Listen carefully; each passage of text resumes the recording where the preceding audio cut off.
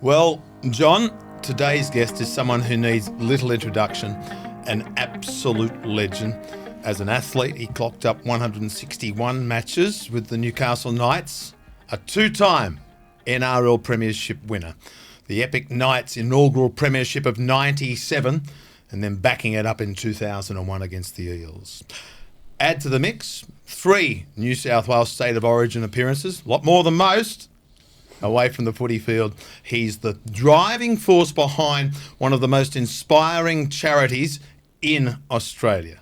After a diagnosis in 2013, the Mark Hughes Foundation was born in 2014, and as of 2025, listen to this, has raised over $35 million and sold over 1 million beanies. Just amazing. From the footy field to fundraising millions for brain cancer research, Mark's journey is one of true grit, resilience, bravery, purpose and perspective. And of course, we'll dive into his thoughts on property, where he's bought, what he's learned, and what home really means to him.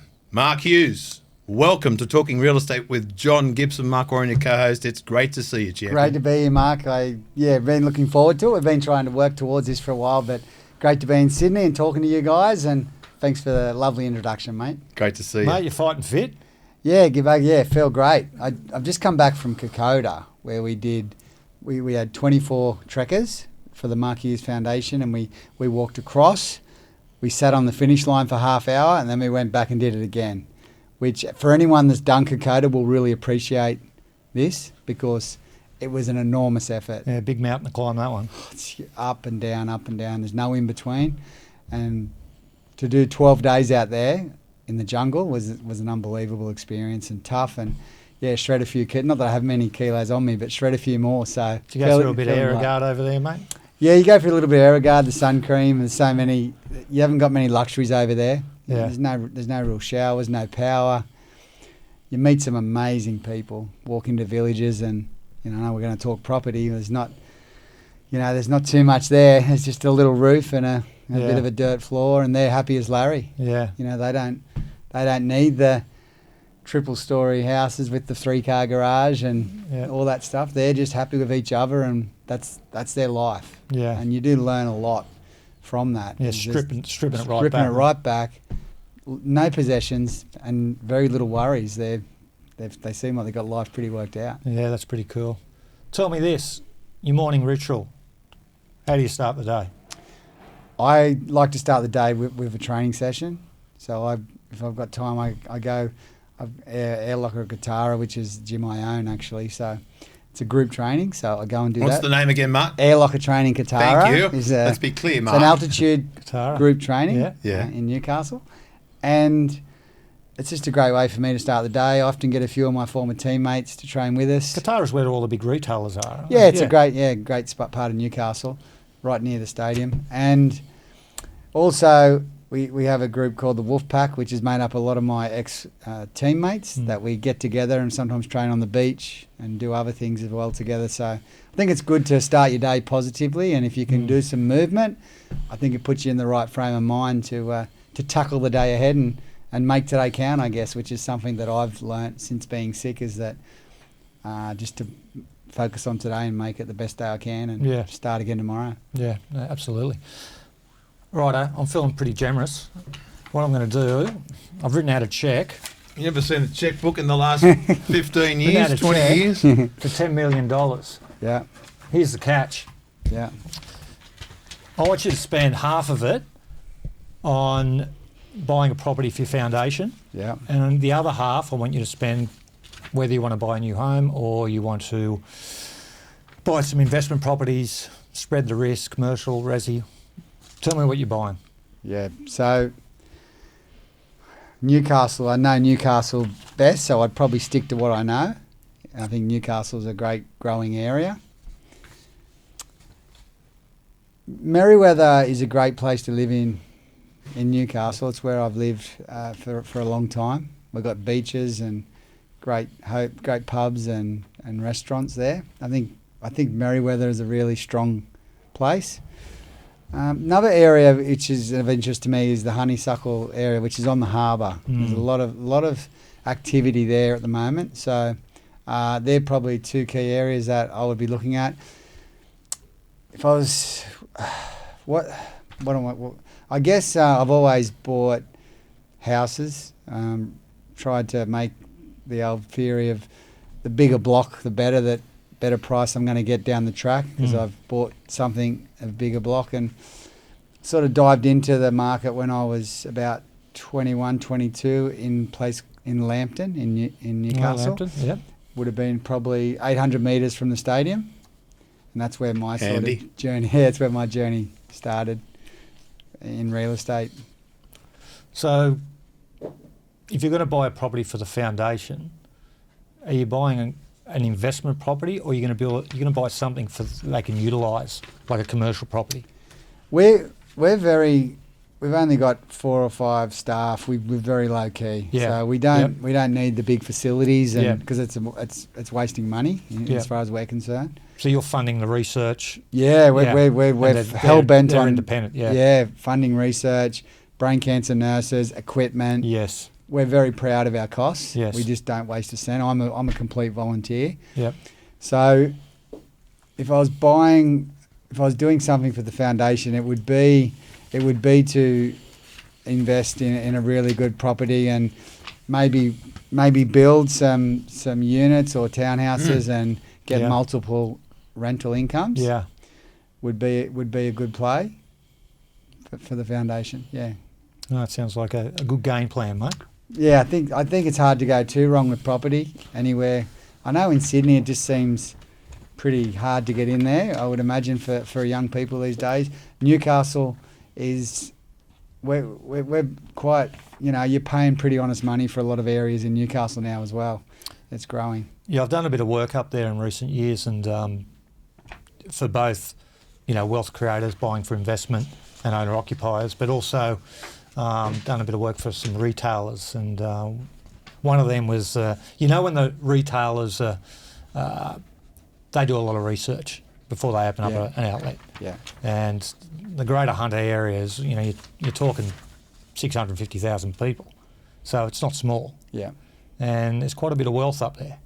And it's been, where some of the areas along the beach areas there, they're getting big money for property now. Yeah, right. We've got a great coastline. We've got this really world-class walk now that is rivals the Coogee Walk, and it's a beautiful spot. So you got your Merriweather and your Bar Beaches and Dixon Park. Yeah, they're all wonderful. And people come from out of town and they see them and feel it and say, "Wow, what are we? Yeah, how long's this been going on? Yeah, this is great." So we have got some really great areas to choose from. Yeah, I did some work for a retailer, King, and where King Living are up there. They're on the corner of almost King Street. Oh, and, I think I do. Yeah. What's the name of the street where one of the Silverchair guys had a bar? There was a bar. I think it was a drummer at a Silverchair. Chris Johanna might have had one. Yeah, many years ago. Yeah, I don't know if that was not Bolton Street, but somewhere tucked in there. Yeah. So I know when these, as I mentioned before, these retailers get into these areas, and I know that this particular one, they're trading very well up there. So there's a bit of money getting splurged out there. Yeah, it's strong. Yeah, I think business is pretty strong. Yeah. Yeah. Can I take a step back? You mentioned a figure just off air, and just going back into what you've done. This guy's incredible, isn't he? He's got back walked in, and I think he played at 93 kilos. Not that I'm stalking him. Yeah. But he's walked in today looking trim and fit, and he talked to you about Kokoda. You mentioned a figure also. You said some boys from Aruba went with you. Yeah. You made money on the trip as well. We raised close to 600,000 between us. Wow. Yeah, it's astronomical. Segue, without notice, the new franchise comes in to Port Moresby, and it's sort of being painted to us, John, that they're living residential terms in a compound, but a high luxurious area.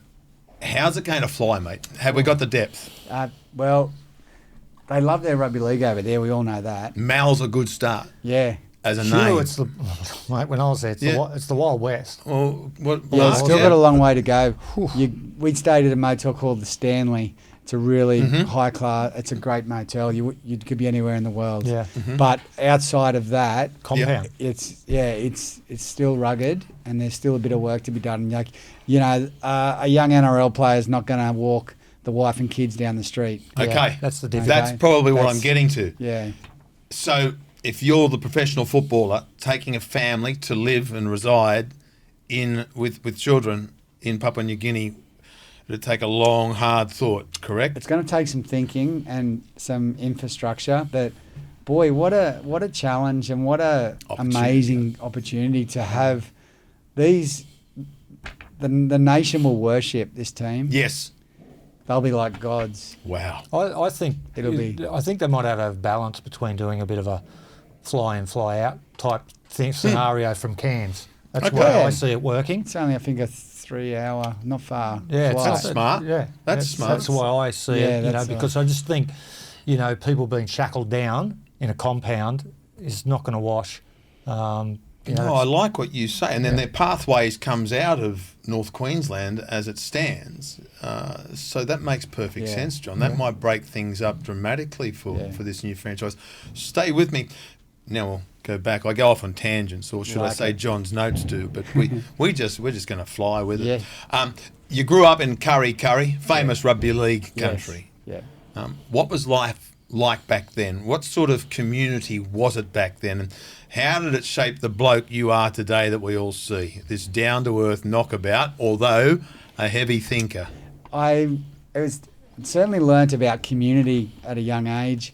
We always knew that Johnny Sattler was a Curry boy. That was probably, we'd hang our hat up on that. Yeah. Wow. And got to know John along the way. And we also we had a lot of other great internationals, so we punched above our weight, that's for sure. And we just loved our sport. We were about 50 minutes from Newcastle back then, and we were a real parochial little country town and loved our rugby league. And as a 15, 16-year-old, the Curry Rugby League team hadn't won for 40-odd years, and they won a comp in 93 and 94. And then in 95, as an 18-year-old, I was on the wing in that game that won the Premiership. And that turned my career around, because I was just a Curry boy till I was 18. Okay. Complete Curry boy. Ewan McGrady... Matthews, ball, flag, that was nowhere near it. Okay. So Ewan McGrady, who was he was in the team. So that was a good thing for me as a kid. Rothman's medal winner. Did all that. Yeah. So, I took a different path, I guess. I was just a local Curry boy and got a start as an 18-year-old on the wing for Curry, and then finally got a trial. So, very proud of my Curry upbringing and very grateful for it. It's a great little town. So playing footy and sport was obviously a big part of your schooling, if you like. Yeah, you learnt so much, and loved rugby league, loved cricket, and just battled away at that and hung in there. And I think that's what life's about. You just got to hang in sometimes, go through the struggles and get through the struggle. And once you get out the other side of that, some real greatness and luck can happen. Gibbo, he stayed true to Newcastle his entire life. He's now, what we're seeing here is what they call one of those real proud Novocastrians. That's it, mate. Oh, that's he good. stayed true to Newcastle. I like it. I like it. Yeah. I think there's a little bit of Newcastle. Almost everyone's, we just love when Newcastle do well. I know I do. Yeah, absolutely. Yeah. I think it's an area everyone. You ask anyone, they've always got a soft spot for Newcastle. Yeah. I think I just think it's a great community. People get behind it. Yeah. When you look at the stadiums, they're always crowded. Yeah. People are Castle, passionate about it. Wines, mines.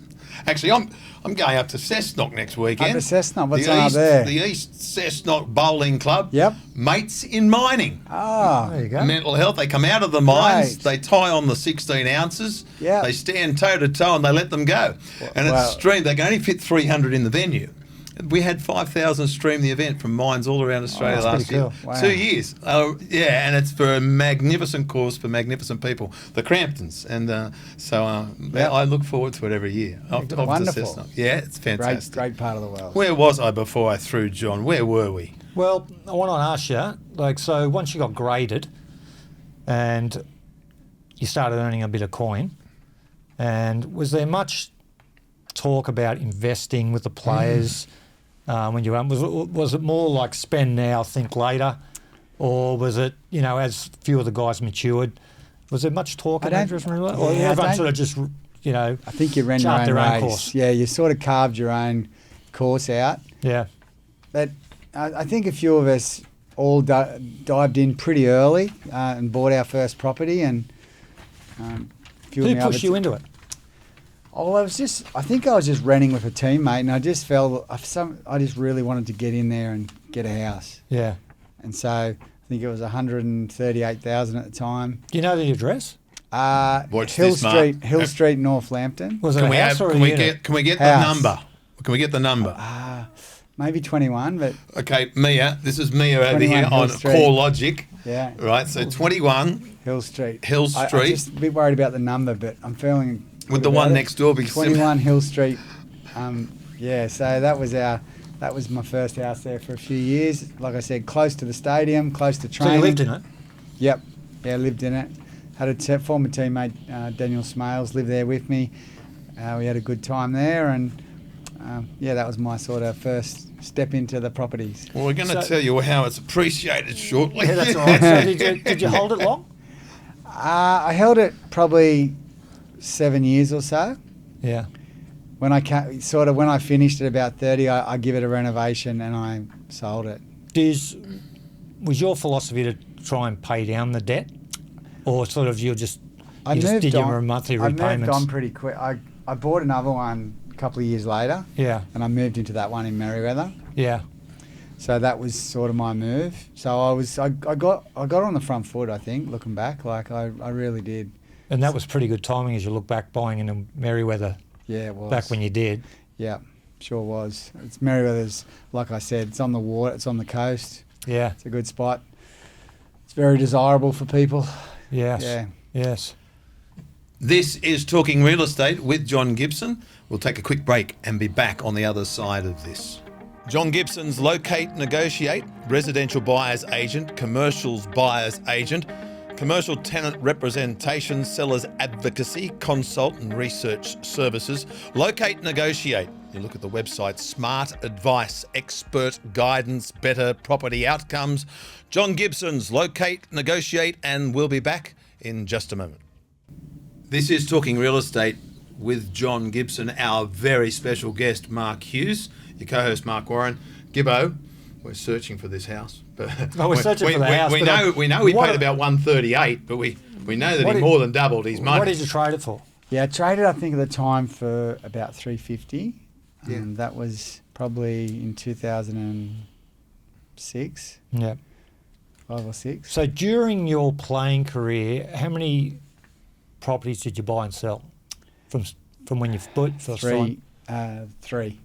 3. Yeah. And out of the 3, do you hold any of them now, or you sold them all on? Did you buy in and buy out? I bought in at another place in Merewether, and I'm currently, it's listed as for sale. And who's now John Gibson, Locate, Negotiate Managing Director. Now you've got buyer's agent, but he's also seller's advocacy. Do you know how you save money doing this, Mark? He chooses your agent. He takes the agent out of the equation, and you deal with John. And trust me, you save that way. But I don't want to be pushy. I'm just saying. Yeah. Well, shame this wasn't a month or two ago. Yeah, that's right, mate. How's the journey going there? Yeah, it's a big one because we lived in that house for the last 15 years. And beautiful spot, big house, 5 bedrooms. Wow. A gym, a steam room, a bar, a pool. Has everything.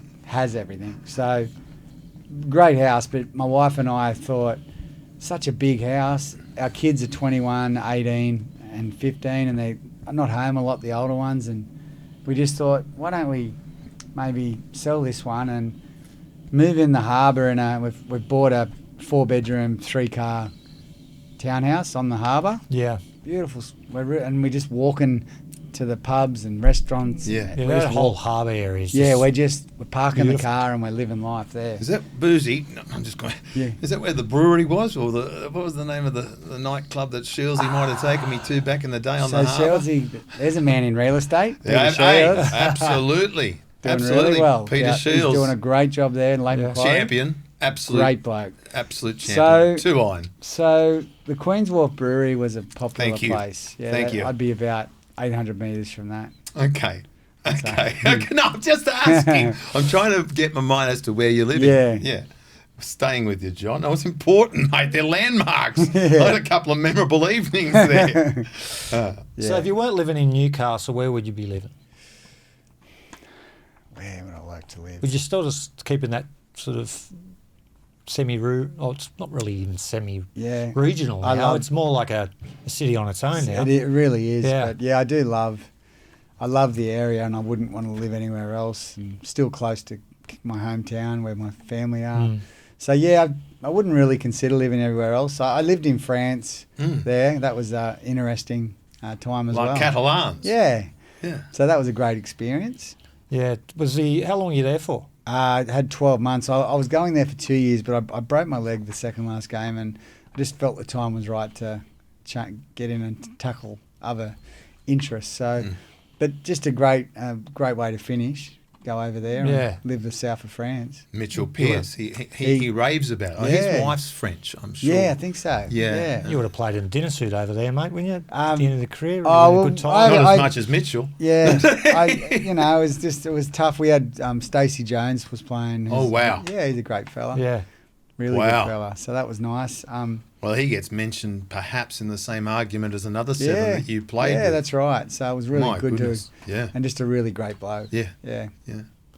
So, just rolling back to the footy, in terms of players coming through now, most of them have tied up with a manager. Yeah. Do you think a lot of these players are getting the right financial advice along their journey? Do you think that's improved, or do you think it could be better? I think it has improved, definitely. I'm sure it could be better. I'm not sure.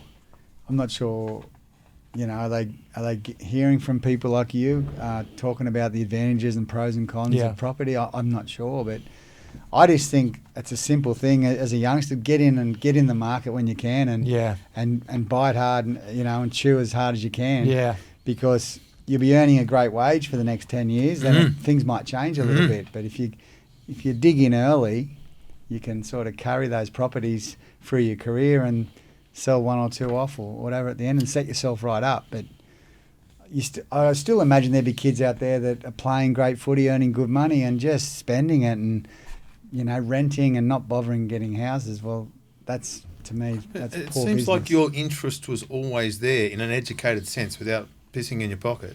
It seems like you've always had a keen interest in the real estate sector. Yeah, I definitely have. Still have. I enjoy reading about it, and I just pretty simple person, but pretty logical, and I just knew that if I buy something now and the way things were going up, if I hold on, I'm going to gain from it. Yeah, it's a good way to create wealth, isn't it? Yeah. I mean, I've seen it with a lot of people coming through, younger people, and who I originally first had done business with, and now some of these people are on their third and fourth property. Yes. Only young people when I first met them. Yes. And their growth has gone excionally, Yeah. just through property. Yeah, that's and right. making the right decisions at the right time. Right So decision. Just going one step back, Gibbo. Yep. Because, I said, he's articulate, he's educated, deep thinker, he's all of those things and a legend, but just missed one here that you'd made a note of. Plenty of characters in those Knights days. Can you take us through a few of those blokes who really stood out on the field, off the field? Characters. Yeah. geez, you had a few, didn't you? Wow, we had such a colourful, great bunch of blokes. We loved playing with we loved playing on that field together. We loved training. Yeah. We loved hanging out. And I Yeah. think that's really big part of our success was the closeness of the team. Yeah. And in that one team, one town, you really get that family feel, and you go through a lot, the ups and downs and everything in between. But Starting with a character would be like Paul Harrigan as a leader was just sensational. Yeah, to have him as I came in as a 19, 20-year-old, as a mentor and a mate was just so special. And I throw blokes like Tony Butterfield and that in there as well, but Chief was the best leader I've ever been associated with. He had a presence about him. Yeah, just that presence and respect. He's the bloke that you looked across the sheds and said, I'm happy to be running out there with this man today. Yeah, so lucky to have strong leaders. And then just the characters, well, the obvious ones, that everyone's going to, Joey and Maddie, just characters, both in their own ways, and hard-working, hard trainers at the time, but also the laughs were always there, the G-ups, the fun. You could see Maddie was... extra love that doing them G-ups, doing that mucking around, and he was on a way to a media path. You probably couldn't have expected it to go as well as it did. He's done so well. A great football mind. Yeah, just a great football mind that can also be funny. Yeah. But he can talk so good on footy. And he can be quite articulate when it comes to football. Oh, yeah. And then like that can be really funny, and Yeah. it's a great skill. A special mind. Yeah, great mind. And, I love Joey's work on commentary. I think he's wonderful, the way he breaks a game down and simple and does it brilliant. And He can diagnose an injury, I've noticed, when the game's on. Does he? He's like a doctor. But just getting back to you in terms of like the characters in your team, you've got a good mix of, guys who could switch on and switch off, and you had that sort of friendship build. Very similar to like when I look back when the old man was coaching with teams like Parramatta and the sort of characters they had in that team, and just a great mix of people. Yeah. And they're still friends to this day. They have their reunion every year. Yeah. Oh, you guys, old boys day. I was in Caves Beach there a few years ago, and I ran into the team, which I loved because I was a Parramatta supporter at that age. So, Mick Crone and all the boys were there celebrating. Wally Wynn. Doing all that. So I really enjoyed meeting up with the boys. That was great. And, it's funny, I was influenced because as a real young kid, I loved the Eels.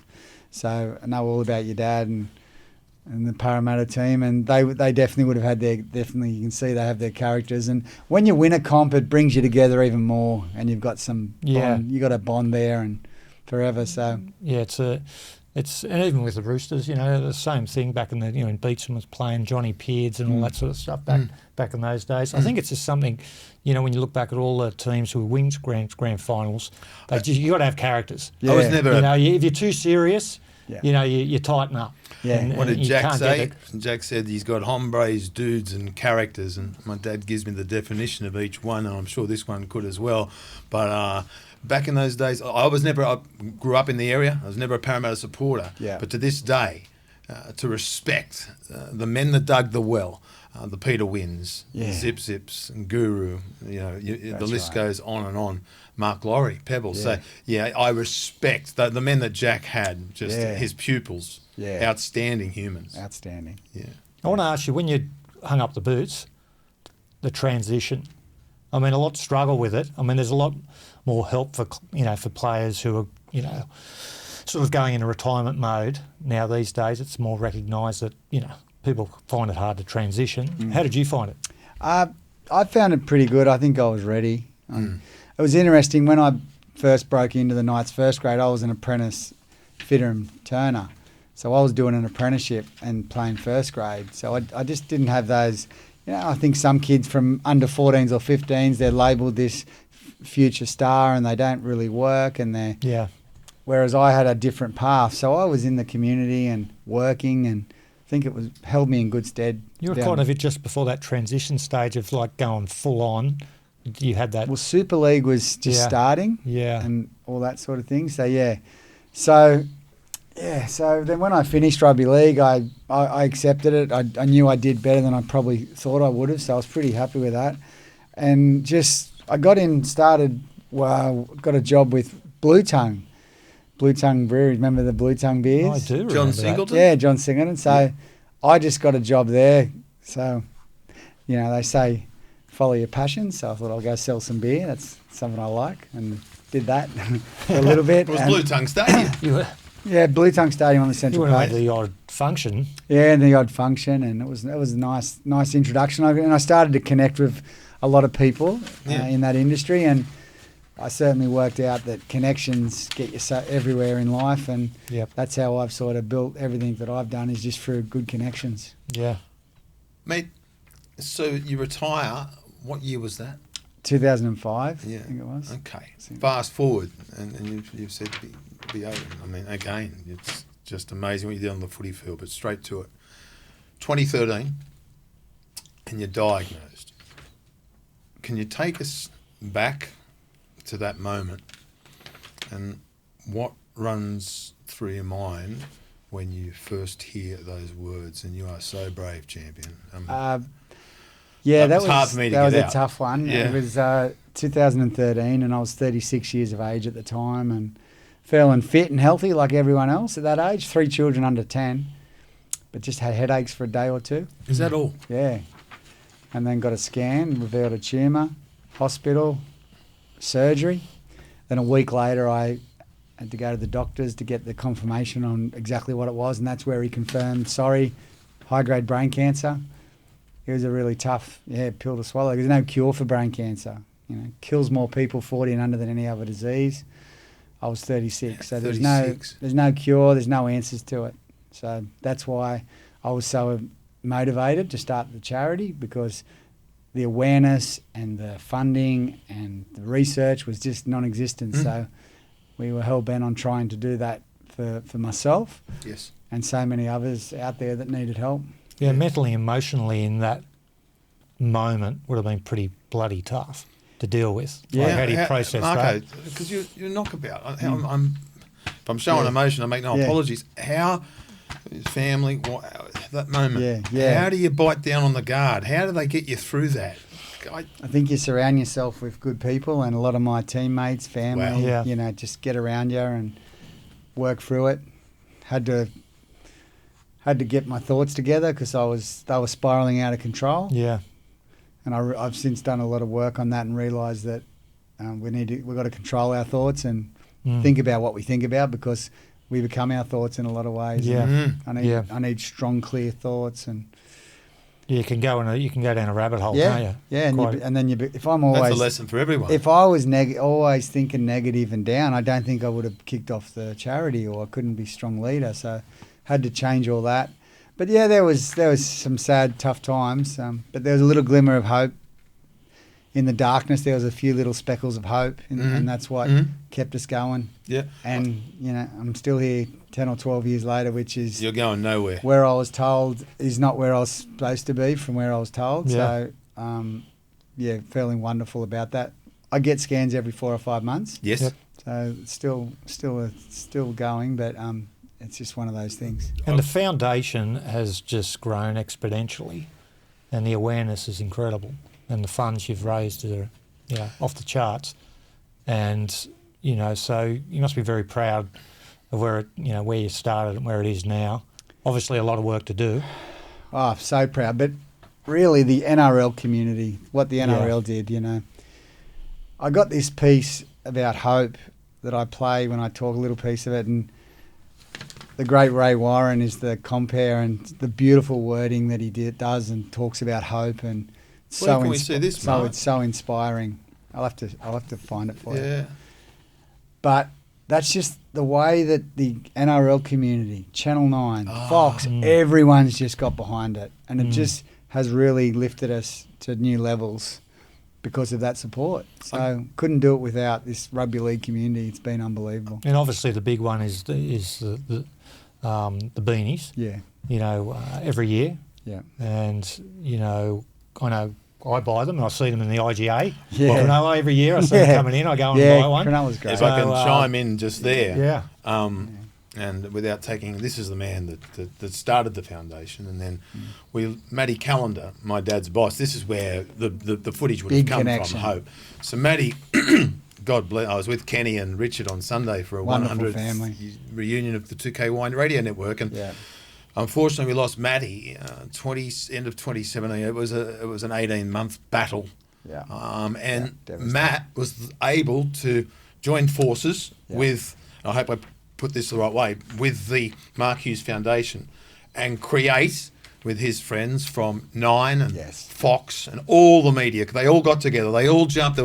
They all got together on this one, and that was the inaugural Beanies for Brain Cancer round. And I think Matty Callender, we always remember, when you talk Mark, I'm sure he goes, well, don't forget my buddy, absolutely, Matty Callender. Absolutely instrumental. And we'd been mucking around with the Beanies for a few years before that, doing our thing, but Matty said, hey, I can take this to the next level. I can help you here. So while he was sick. Whilst I was sick and fighting, and his wife Anne. Yeah. And we went into some meetings, and NRL got behind it, and Channel 9, and it just went from there. And that's where the fire really lit. And we've been just doing our very best to honour Matt every year now. And I'm sure he'd be so proud that where it is today. And I think it helped the whole family. Yeah, I think that all the kids, they're with us all the way. And I must say, because this is pretty close to us and the family. I remember Dad taking me to a restaurant to read me a letter from Matt. It's one of the most emotional moments I've ever had with my dad. But I'll stay strong because you've also helped others. One of our major clients is Sydney City Toyota, Sydney City Lexus, John Rocker, and so they had a friend of theirs, a Kut, and they lost him to this insidious disease. So 4 years ago, across 3 sites, Banks Meadow, Waterloo, Glebe, we throw the apron on, we cook the barbecue for 300 staff, every staff member gets a beanie, we take donations in the lead up, we promote via our socials with the help from your team, and I started that with Sydney City Toyota, Sydney City Lexus, but there'd be so many stories like that, John. This thing has become so big, massive. So many people have jumped on. So inspiring for me to see the way people fight back and they want to help us and do things and get out there and cook barbecues and do all that stuff, all voluntary work. It's very hard for you to keep a tab on everyone that's helping you. Yeah, you don't know where to look sometimes. Yes. You just feel like I should be saying thank you everywhere I go, which I try the best to do. Yeah. Wow, there's some good people out there. 100. Mark, there's some good people, mate. Mate, I want to ask you, just in regards to the research side of things, how close, might seem like a stupid question, how close do you think we are to finding a cure? Well, we've got the Mark Hughes Foundation Brain Cancer Centre. We've got 24 researchers working out of that. Wow. There's 100 brain cancer researchers connected to this. So that's from 0 10 years ago. Yep. So we've got eyeballs on brain cancer every day, working hard. Professor Mike Fay, who runs it, is very excited, very upbeat, feeling great about things. But this stuff doesn't happen overnight. Yeah. It's tough, and we want it to happen overnight, but it doesn't. But there's good things happening. There's trials, there's different things. So we're really confident and hopeful that something's going to come out of this. Do you think the introduction of AI, how much that helps with the research side of things? I'm excited by that and looking forward to seeing where that takes us. Yeah, it's another beast, all that stuff. stuff. Scratching the surface like a little bit, aren't we? Like it could be, monumental, really, couldn't it? Yeah, absolutely. Are we getting to it? Are we diagnosing earlier? Are we scratching the surface? It's hard because it sneaks up on you. You might just get a headache, or you might just. And then it's there, and you get a scan, and all of a sudden you're in this fight. So I think the same thing happened to Chris O'Brien. Yeah, that's right. Wow. Pretty much just snuck up on him. We're working on something in Queensland with our team about blood tests because at the moment you've got to do MRI scans. Mm-hmm. So we're quite excited by a simple blood test to tell if you've got brain cancer and stuff. Could be on the cards. It's looking good. So what's been the most? Okay, I know this. Thank you so much, mate. What's been the most rewarding aspect for you personally with the foundation? That helps so many people. Things, but something simple is just connecting families, giving hope to families, giving them something to follow and support. I think the way we've connected people, and you've got the big 3 walkers who walk from Sydney to Newcastle. There's 70 or 80 of them that do that 3-day walk over Beanie round, and they're a connection. And then every year we do these challenges. We did, as you mentioned, and these amazing Maroubra gang now with us and some Newcastle boys. I'm just trying to They have think surfboards? I'm just trying to think They of would've. one of the guys from Cronulla does the walk, but I think they start at the stadium, but he starts from Cronulla and walks to the stadium. Glenn. Yeah, Glenn. Look at you. Yeah, so Glenn. Yeah, Glenn. He's amazing. He wore full motorbike He's gear. fighting weight, Mark. He Hughes today. wore a full motorbike kit one year to do it. Yeah. My goodness. Instead of and walked it in full motocross gear. You know he did the Sutherland the surf. The Sydney. He did it in motorbike gear. No, Sydney the surf. No, he did it in motorbike gear. Oh, stop but it. pushed the motorbike. Oh, stop. Yeah, he does. You know. Oh, my God. But he walks to the start line, from Cronulla to the start line. That's right. Then he goes. Yeah, and he went up and back once, and We're going back to property, just finally, because it's a very good question that John has just pointed out here. This whole experience, has it changed how you define success, maybe from chasing things to creating an impact? I've learned so since this all happened. I've learned so much. I really have. How you define success? Yeah, and I like to say that I define success now not by the cars or the rental properties or what you own. True success is, I feel now, is what you do with what you have to impact and help the community, and that might be your time or your skills or might be money. But I just think it's what we got successful people out there, but the real successful ones are the ones that try and use that success to impact our community and help our community. Yep. I think that's important. Yeah. And by volunteering, by giving back, by putting my story on here, you're giving back. That's what you guys are doing today, it's really nice. You're Awesome. a good man. We're going to roll it back to a bit of property. Yep. Okay, so I've heard about your house, which is on the market. It sounds pretty flash. It's got Hello. everything. It's got everything bar the kitchen. Well, it's got a kitchen sink. I hope it's got a steam room. I heard Yeah, that. It's got a bar, pool room. If you could design your own house right now, and you could put anything in it, you could have any feature you want, what are the key things you're going to have in your house? I think you want your family to be connected. Sometimes with big multi-story houses, I agree with that. Yeah, sometimes the kids burrow themselves down there, and then you're up there, and so I think just that flow of trying to have that good mix of big family room and trying to encourage the kids to be in with you, not in a little burrow downstairs. Instead of just coming into the kitchen, opening the fridge, Yeah. looking at it, and shutting it, and coming back 20 minutes and doing it. Yeah, you left getting the milk bottle out and not putting the lid on and leaving the milk on. That sort of stuff. Exactly. Yeah. So I think just that flowing house doesn't need to be too fancy, but just something that flows really well and nice big spaces. I think a nice big veranda. I think sometimes people don't have a good enough balcony when you got a view, or you got a veranda such encouraging to have a barbecue and sit around the table and eat. So I think balconies are very important. Yeah, I think be able if you can get the group, the family, wherever if you can have a situation where, as you said, they don't have the opportunity to go into another part of the house and you never see them again. They shut the door and it's game over. Yeah, you can just sort of have some dialogue with them. Yes. And talk. Yeah. That's pretty important, I reckon. It's very important. And it's hard to get not as easy as you think. Sometimes, it's not as easy as you think these days with kids. Yeah. So, I think that would be important. I think I know the answer to this, but are you a beach house, city apartment, or a country acreage kind of guy?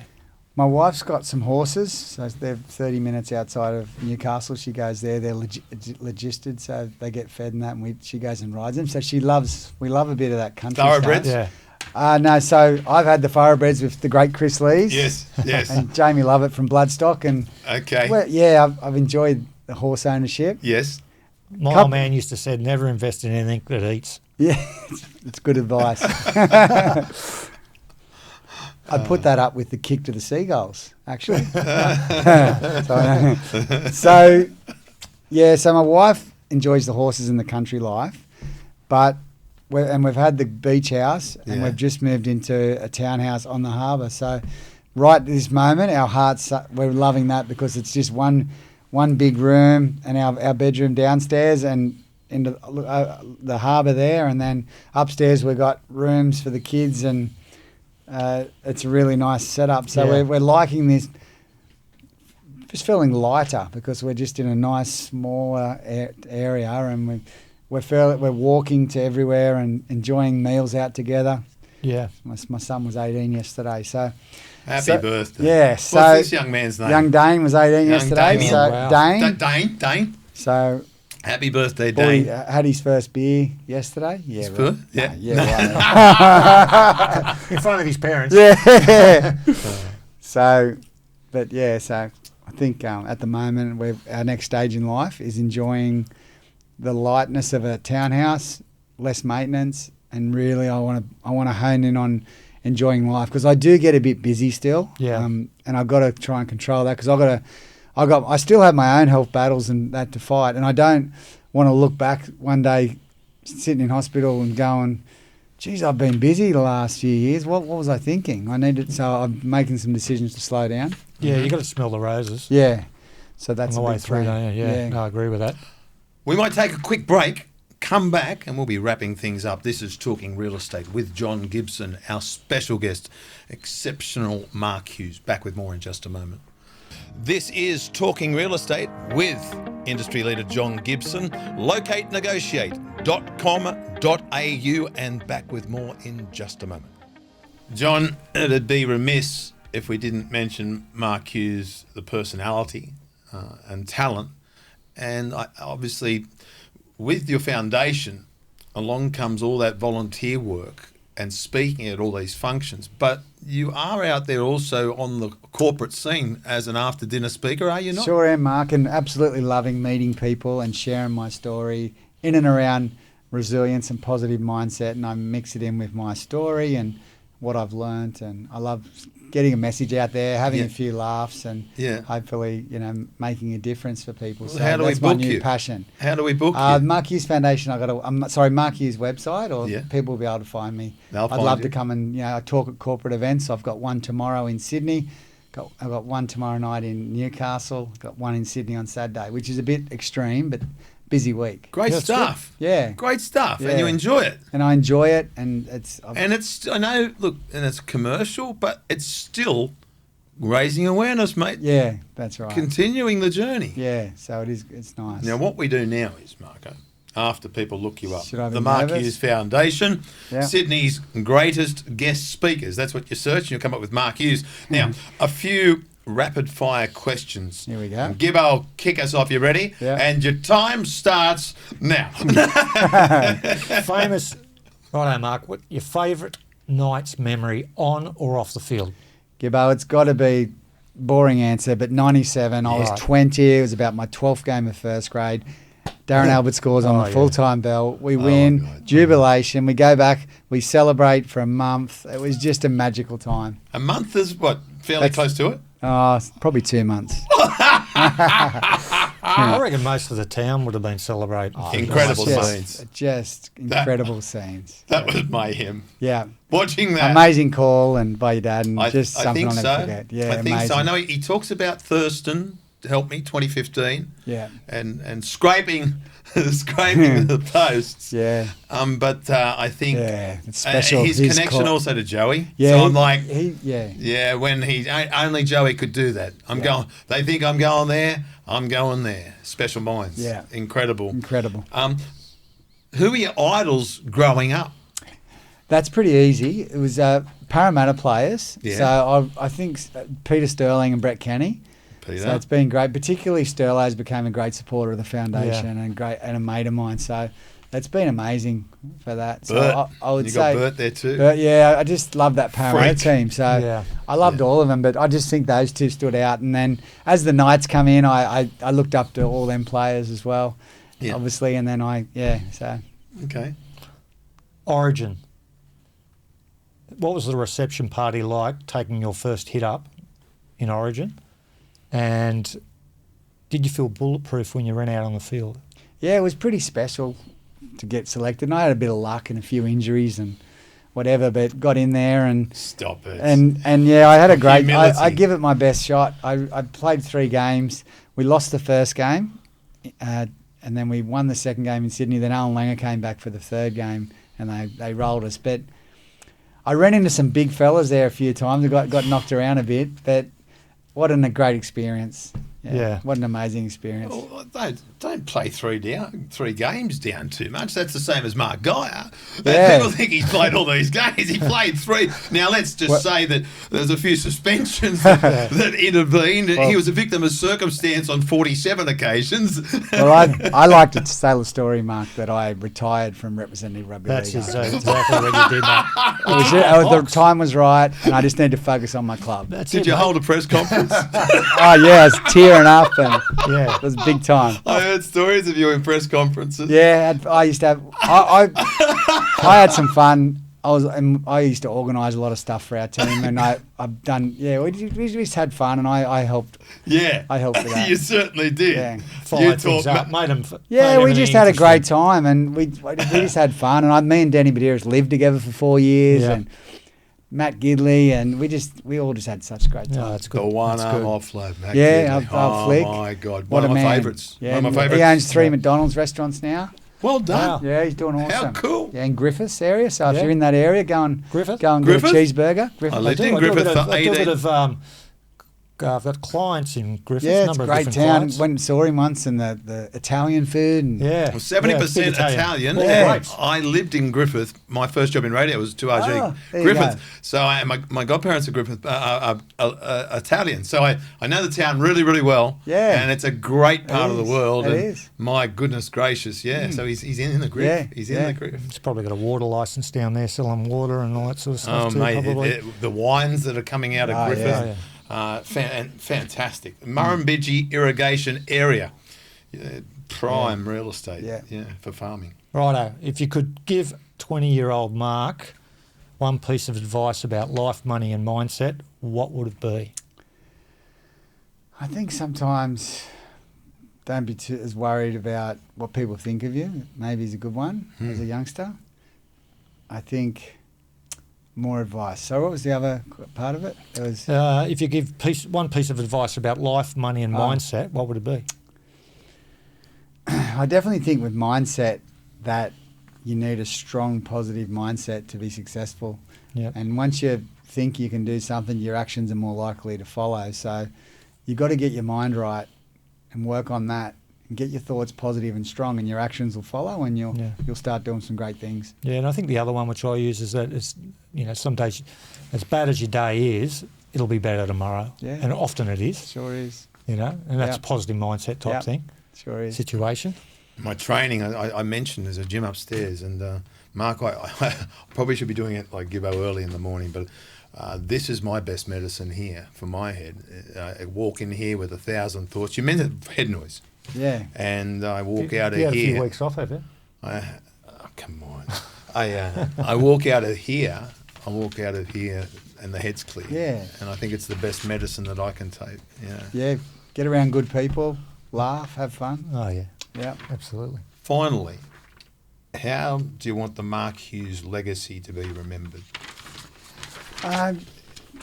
Just going to continue to work hard and keep banging down doors till we can get this brain cancer stuff sorted out for people. So I just think I'm just someone that faced a life-changing situation and used that situation to hopefully make a bit of a positive impact on the community and make a difference. That's all.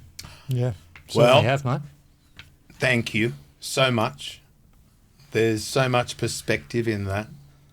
From curry to premierships to building something that's helping so many. We can't thank you enough for joining us here today. And for everyone listening or watching on YouTube or perhaps a reel, check out the Mark Hughes Foundation, donate, grab a beanie. Doesn't matter if it's summer. They'll probably have a discount. Is there a Black Friday discount coming? Could be. Jump on. And get behind this magnificent cause started by this man, Mark Hughes.